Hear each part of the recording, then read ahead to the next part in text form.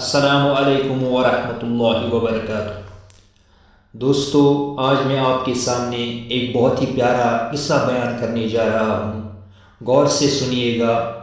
امام شافعی رحمۃ اللہ علیہ کے زمانے میں ایک خلیفہ نے اپنی بیوی کو عجیب طریقے سے طلاق دی، اور یہ طلاق بعد ازاں فقہ کا بہت بڑا مسئلہ بن گیا۔ بادشاہ اپنی ملکہ کے ساتھ بیٹھا تھا کہ ہنسی مذاق میں اس نے ملکہ سے پوچھ لیا کہ تمہیں میری شکل کیسی لگتی ہے؟ ملکہ، جو بادشاہ کے عزیز ترین بیگم تھی، وہ مذاق کے موڈ میں بولی، مجھے آپ شکل سے جہنمی لگتے ہیں۔ یہ فقرہ سننے کے بعد بادشاہ کو غصہ آ گیا اور بولا، میں اگر جہنمی ہوں تو تمہیں 3 طلاقیں دیتا ہوں۔ ملکہ نے یہ سنا تو اس نے رونا پیٹنا شروع کر دیا۔ بادشاہ کو بھی کچھ دیر بعد اپنی غلطی کا احساس ہو گیا۔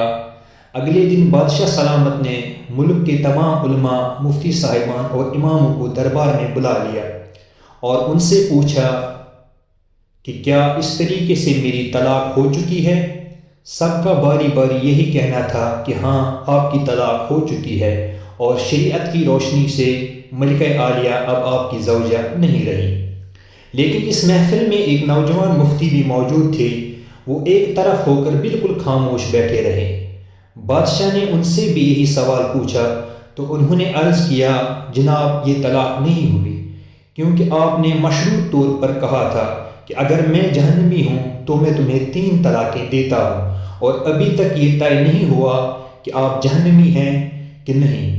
آپ کو اگر کوئی شخص جنتی ہونے کی ضمانت دے دے تو آپ کی یہ طلاق نہیں ہوگی۔ بادشاہ سلامت نے جوشیلے انداز میں پوچھا، لیکن مجھے اس چیز کی ضمانت کون دے گا؟ سب علماء کرام نے اس سوال کے جواب پر اپنے سر جھکا لیے کہ دنیا میں کون شخص جنتی ہے اور کون جہنمی، اس کی کوئی ضمانت نہیں دے سکتا۔ نوجوان مفتی نے جب تمام علماء کرام کو خاموش دیکھا تو وہ بادشاہ سلامت سے مخاطب ہوئے، بادشاہ سلامت، میں آپ کو یہ گارنٹی دے سکتا ہوں، لیکن اس کے لیے میں آپ سے ایک سوال پوچھوں گا۔ اگر آپ کا جواب ہاں ہوا تو میں آپ کو جنتی ہونے کا ضمانت نامہ دے دوں گا۔ بادشاہ نے کہا، ہاں، پوچھو۔ نوجوان مفتی نے پوچھا، کیا آپ کی زندگی میں کبھی کوئی ایسا موقع آیا تھا کہ آپ گناہ پر قادر تھے، لیکن آپ نے صرف اللہ تعالیٰ کے خوف سے وہ گناہ چھوڑ دیا؟ بادشاہ نے سر اٹھایا اور کہا، ہاں، ایک بار ایسا ہوا تھا، میں اپنی خوابگاہ میں داخل ہوا تھا اور وہاں ایک نوکرانی صفائی کر رہی تھی۔ وہ لڑکی انتہائی خوبصورت تھی۔ میں بھٹک گیا، میں نے دروازہ اندر سے بند کر لیا۔ میں غلط نیت سے اس لڑکی کی طرف بڑھا تو اس نے رونا شروع کر دیا اور وہ چلا کر بولی، اے بادشاہ، اللہ سے ڈرو، وہ تم سے زیادہ طاقتور ہے۔ میں نے جب یہ سنا تو میرے اوپر اللہ تعالیٰ کا خوف طاری ہو گیا۔ میں اگرچہ بادشاہ تھا، وہ لڑکی میرے کمرے میں تھی، میں نے دروازے کو اندر سے کنڈی لگائی ہوئی تھی، اور اس وقت دنیا کی کوئی طاقت مجھے برائی کرنے سے نہیں روک سکتی تھی، لیکن میں نے صرف اللہ تعالیٰ کے خوف سے دروازہ کھول دیا اور اس لڑکی کو جانے کی اجازت دی تھی۔ یہ سب سن کر وہ نوجوان مفتی مسکرائے اور انہوں نے قرآن پاک کی سورۃ النازعات کی آیت نمبر 40 اور 41 کی تلاوت فرمائی، جس کا ترجمہ یہ ہے، جو اپنے رب کے سامنے کھڑے ہونے سے ڈر گیا اور اس نے اپنے نفس کو خواہشات میں پڑ جانے سے بچا لیا تو ایسے شخص کا ٹھکانہ جنت ہوگا۔